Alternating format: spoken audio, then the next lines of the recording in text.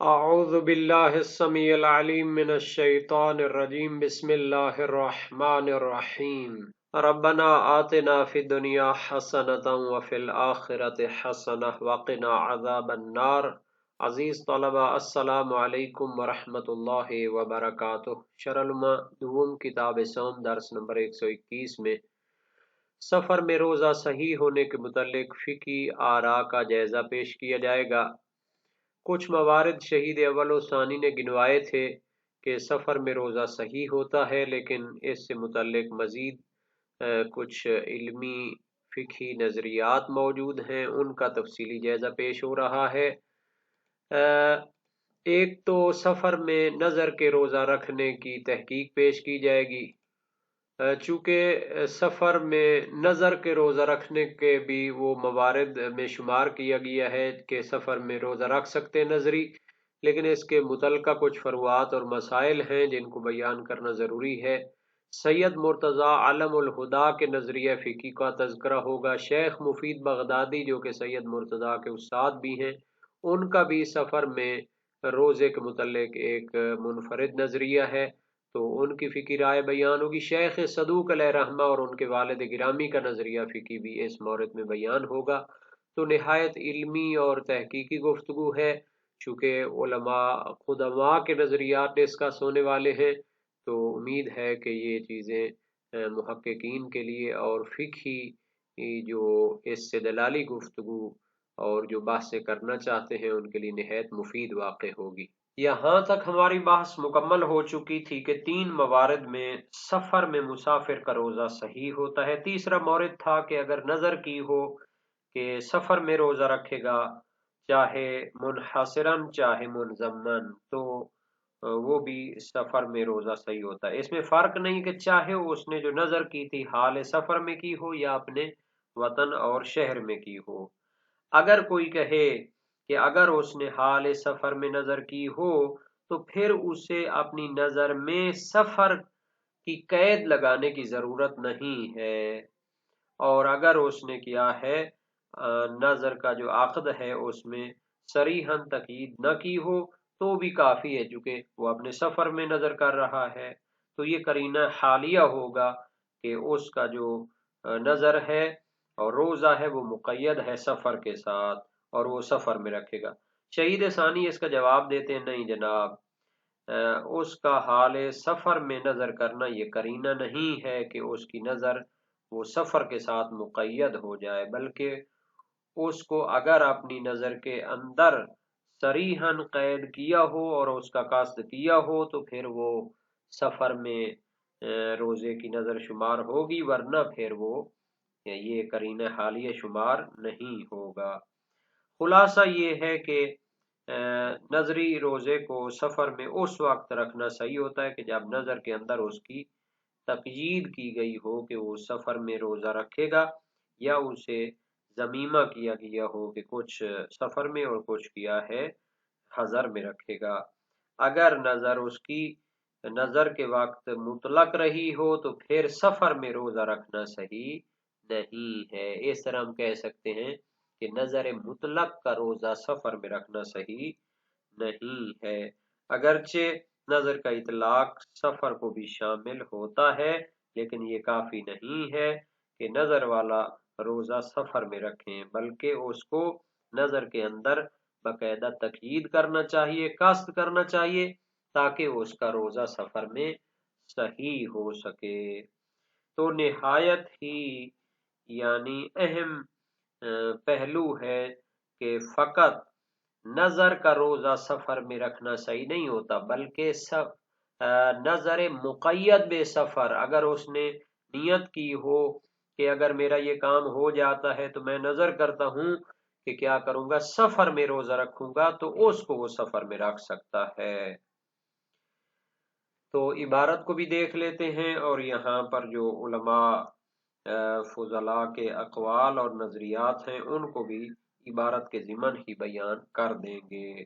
فرمایا وَإِنْ كَانَ النَّظَرُ فِي حَالِ السَّفَرِ لَا إِذَا أَطْلَقَ وَإِنْ كَانَ الْإِطْلَاقُ يَتَنَاوَلُ السَّفَرَ इल्ला अन्नहु ला बुद्द मिन तखसीसिही बिलक़स्द मुनफरिदन औ मुनज़म्मा, अगरचे कि उसने अपनी नज़र सफ़र की हालत में की हो, लेकिन ये करीना हालिया नहीं बनेगा कि उसने जो नज़र की थी उसमें तकीद हो जाए कि वो सफ़र में ही रोज़ा रखेगा, बल्कि उसको अगर कास्त किया था, नज़र के अंदर आज़म किया था और उसकी तकीद की थी, तो फिर वो शुमार होगा और उस नजरी रोजे को सफर में रख सकेगा।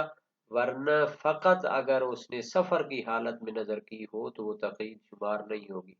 ला इज़ा अतलका, अगर उसने अपनी नजर को मुतलक रखा हो और उसमें सफर में रोजा रखने की तकीद न की हो, जिसको नजर मुतलक कहते हैं, तो फिर सफर में उस नजर मुतलक का रोजा रखना सही नहीं है। व इन कानल इतलाक यतनावल सफर, अगरचे के इतलाक सफर को भी शामिल होता है, लेकिन ये इतलाक काफी नहीं है, बल्कि उसकी तकयीद होनी चाहिए कि मैं इस नजर का रोजा सफर में रखना चाहता हूँ।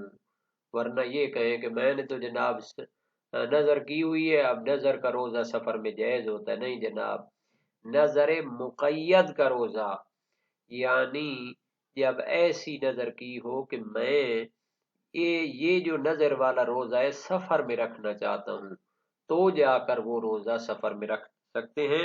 मुतला के नजर का रोजा सफर में नहीं रख सकते। तो गोया कि अगरचे इतला के नजर शामिल होता है सफर को, इल्ला अन्नहु ला बुद्द मिन तखसीसिही बिलक़स्द मुनफरिदन, मगर जरूरी है कि उसकी तखसीस की जाए कस्द के जरिए, चाहे मुनफरिदन कहें कि जनाब अली मैं ये रोजा सफर में रखना चाहता हूँ नजर वाला, और मुनजम्मन या कहें कि कुछ सफर में रखूंगा कुछ किया है हजर में रखूंगा, तो इस तरह जाकर वो सफर में रोजा रख सकता है जब खसूसी तौर पर उसको जिक्र किया हो और क्या है उसकी तखसीस की हो। तो ये तो था शहीद अव्वल ओसानी का नजरिया। अब आ जाते हैं उलमा के अक़वाल की तरफ। खिलाफन लिल मुर्तदा रहमहुल्लाह हैसु इक्तफा बिल इतलाक़ लिज़ालिका, जनाब सैयद मुर्तज़ा अलमुल हुदा शेख मुफीद के शागिर्द थे। 30-40 साल तक बगदाद के हौज़ा इल्मिया का वो रईस भी शुमार हुए शेख मुफीद बगदादी के बाद, और सैयद रजी के भाई भी थे जिनकी नहजुल बलागा और दूसरी इल्मी अदबी किताबें मशहूर हैं। बहुत बड़े फकी और असूली और अपने दौर में यानी इल्म व अमल का पहाड़ थे। ये फरमाते हैं कि अगर नजर मुतलक भी हो तो नजर का रोजा सफर में रखना जायज होता है। उन्होंने इक्तफा किया है इतला के नजर के जरिए ले का के नजरी रोजा आप सफर में रख सकते हैं। बस अगर उसने ये तकीद न की हो कि जनाब अली मैं सफर में नहीं रखूंगा, बल्कि अपनी नजर को मुतलक छोड़ा हो कि मैं रोजा रखूंगा, नजर की हो, तो फिर वो रोजा सफर में भी रख सकता है। और उन्होंने इसके लिए इस्तेदलाल किया है कि जनाब अली इतलाक जो होता है ना ये शामिल होता है सफर को भी हजर को भी। तो शहीद सानी पहले इसका जवाब दे चुके हैं कि इतलाक काफी नहीं होता, बल्कि उसको तकयीद करनी चाहिए और अपनी नजर के अंदर बाकायदा जिक्र करना चाहिए कि मैं ये रोजा नजर कर रखूंगा सफर के अंदर, तब जाकर वो रोजा सही होगा। नजरी सफर में व इल्ला काफी नहीं है। तो जनाब सैयद मुर्तजा का नजरिया वाज़े हो चुका। खिलाफन लिल मुर्तजा व लिल मुफीदी, और जनाब शेख मुफीद बगदादी जो कि सैयद मुर्तजा के उस्ताद भी थे और शेख सदूक के शागिर्द भी थे, और अपने दौर में जलीलुल कद्र फकीह मुतकल्लिम और मुहक्किक आलिम थे, उनका भी इसमें एक नजरिया है। तो जवाज़ा सौमल वाजिब मुतलकन अदा शहर रमज़ान, جناب شیخ مفید علیہ رحمہ کا نظریہ کیا ہے؟ فرماتے ہیں کہ تمام واجب روزے سفر میں رکھے جا سکتے ہیں، صرف ماہ رمضان کا واجب روزہ سفر میں نہیں رکھا جا سکتا۔ اس طرح قضاء کا روزہ، کفارے کا روزہ، کفارہ صید اور شکار کا روزہ جو حال احرام میں کیا ہو، اس طرح جتنے بھی واجب روزے ہوتے ہیں سوائے ماہ رمضان کے واجب روزے کے، وہ سفر میں رکھے جا سکتے ہیں۔ یہ ہے جناب شیخ مفید علیہ رحمہ کا وسیع نظریہ۔ تو انشاءاللہ اس کی بھی تحقیق کرنی چاہیے۔ وقیل والقائل ابن بابوی وجزاء الصید، اور شہید اول فرماتے ایک قول یہ ہے، جبکہ شہید ثانی فرماتے ہیں کہ اس قول کے قائل بابوی کے دو بیٹے ہیں، یعنی شیخ صدوق اور ان کے والد گرامی۔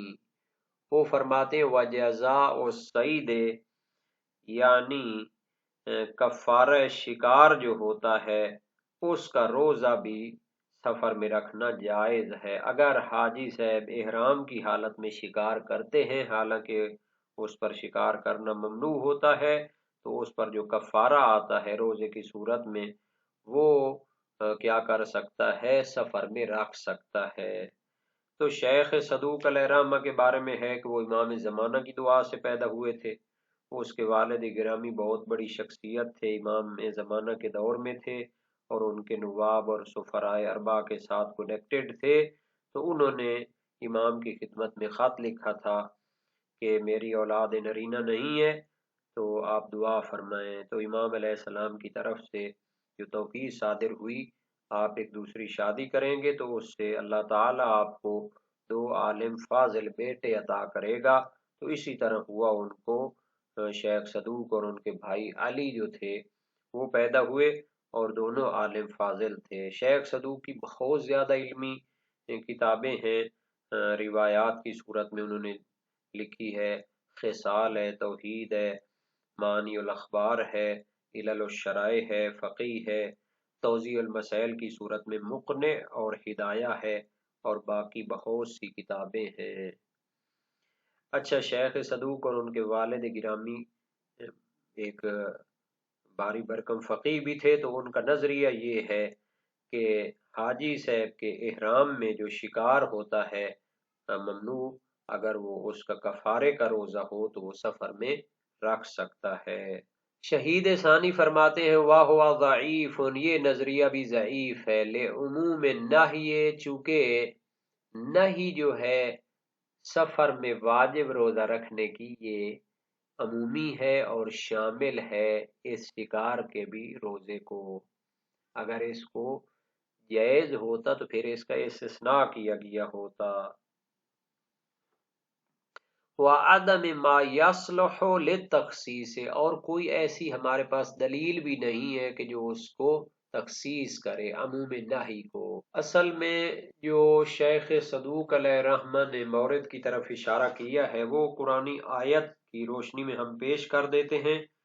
سورہ مائدہ آیت نمبر 95 میں ہے، یا ایھا الذین آمنوا لا تقتلوا الصید وانتم حرم ومن قتله منكم متعمدا فجزاء مثل ما قتل من النعم يحكم به ذوى عدل منكم هديا بالغ الكعبة او كفارة طعام مساكين او عدل ذلك صياما ليذوق وبال امره عفى الله عما سلف ومن عاد فينتقم الله منه والله عزيز ذو انتقام۔ اے ایمان والو، احرام کی حالت میں شکار نہ کرو، اور اگر تم میں سے کوئی جان بوجھ کر کوئی جانور مار دے تو جو جانور اس نے مارا اس کے برابر ایک جانور مویشیوں میں سے قربان کرے، جس کا فیصلہ تم میں سے دو عادل افراد کریں۔ یہ قربانی کعبہ پہنچائی جائے یا مسکینوں کو کھانا کھلانے کا کفارہ دے یا اس کے برابر روزے رکھے تاکہ آپ نے کیے کا ذائقہ چکھے، جو ہو چکا اسے اللہ نے معاف کر دیا، اور اگر کسی نے اس غلطی کا اعادہ کیا تو اللہ اس سے انتقام لے گا، اور اللہ تعالی بڑا غالب آنے والا انتقام لینے والا ہے۔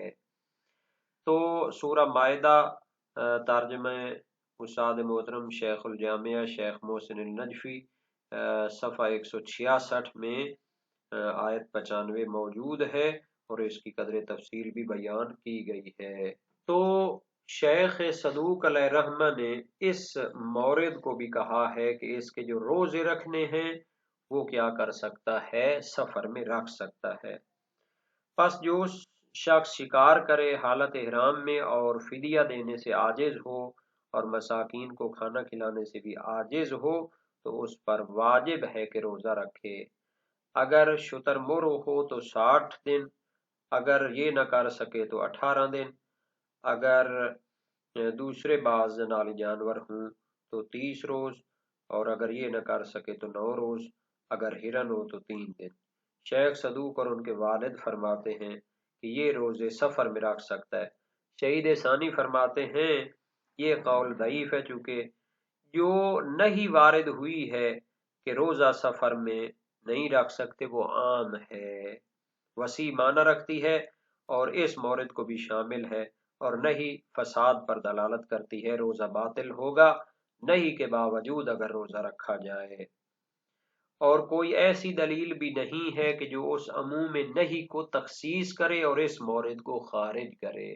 تو جناب علی ابن باب وے یعنی تثنیہ ہے، ابن کی تثنیہ ہے، ابنا بابوے کی طرف مضاف ہے۔ بابوے کے 2 بیٹے محمد بن بابوے معروف شیخ صدوق اور ان کے والد گرامی جو ہیں علی بن بابوے، ان دونوں کا یہی نظریہ تھا۔ یہاں تک شیخ مفید علیہ رحمہ کا تعلق ہے تو ان کے نظریے کی بھی یہاں پر تحقیق پیش ہو جانی چاہیے۔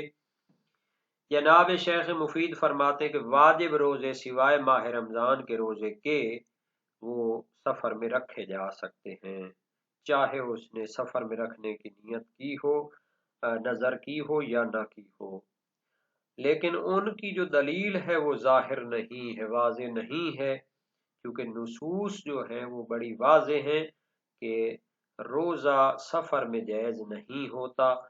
تو پھر جناب شیخ مفید علیہ رحمہ کا نظریہ بھی قابل غور ہے۔ اچھا، سید مرتضیٰ اور سلار دیلمی کا نظریہ تھا کہ نظر کا اطلاق ہی کافی ہے اور تقیید کرنے کی ضرورت نہیں ہے، اور نظری روزے کو سفر میں رکھ سکتا ہے۔ اس کو بھی ضعیف قرار دیا گیا ہے، کیونکہ جناب علی اجمالی جو نظر ہوتی ہے پھر اس کو سفر میں ہم کافی نہیں سمجھتے، بلکہ اگر قصد کیا ہو، تخصیص کی ہو، تقیید کی ہو کہ میں اس نظر کا روزہ سفر میں رکھنا چاہتا ہوں تو جا کر اس کو پھر سفر میں رکھ سکتا ہے۔ شیخ صدوق علیہ رحمہ کے نظریے کے لیے ایک اور وجہ بھی بیان کی گئی ہے کہ وہ شکار کے کفارے کو سفر میں رکھ سکتا ہے روزے کی صورت میں، کیونکہ اس نے جو شکار کیا ہے وہ اس سے سفر کی حالت میں واقع ہوا ہے، تو اس کا کفارہ بھی روزے کی صورت میں سفر میں رکھ سکتے ہیں، اور اس کو وہ جو قربانی کے بدلے میں جو روزے رکھے جاتے تھے اس پر بھی قیاس کیا گیا ہے۔ اس کو جناب علی ضعیف قرار دیتے ہیں اس نظریے کو، کیونکہ عموم نئی موجود ہے، لیس من بر ام سفرو ام صوم فم سفر، وہ جو ادبیات میں بھی ایک روایت الف لام کی جگہ ام کے ساتھ نقل کی جاتی ہے اور اس کا کوئی مخصص بھی موجود نہیں ہے، اور جناب علی نے جو دلیل پیش کرنے کی کوشش کی ہے اس میں استحسان اور قیاس بھی موجود ہے، اور شیعہ امامیہ فقہا اس کے قائل نہیں ہیں۔